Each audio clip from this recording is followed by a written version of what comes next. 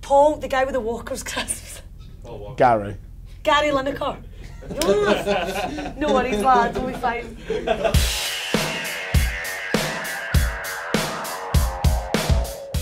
I suppose things like this. There's a lot of media activity that that we're lucky enough to get to do.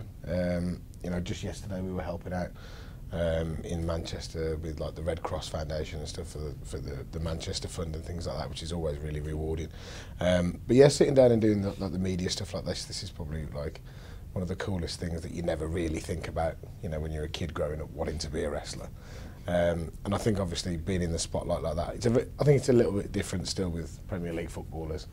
I think 99% of the time they're spent hiding and ducking from paparazzi, and they're those guys are on some serious money and they've got a lot of responsibility on their shoulders as well. But I think the media thing is the thing that maybe matches them a little bit. Look, I don't really see any divide anymore. Do you know what I mean? There's just good wrestling and bad wrestling, and I think the girls, the peak girls like yourself are just they're wrestling at such a standard now that it just is really good wrestling all the way through. There's zero divide in my eyes. Like everyone is called superstars. Like everyone, we're all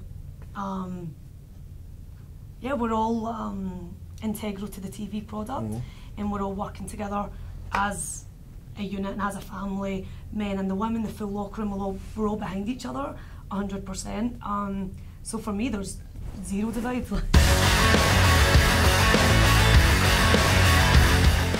How can we make you an avid fan? Buy the WWE Network. Good idea. Subscribe to the WWE Network. Good idea. You look like a well-dressed young man. You look like you're in a bit of coin. $9.99 a month. I think you can spare that. But seriously, the back catalogue there, you really can find just about anything that you could ever wish for.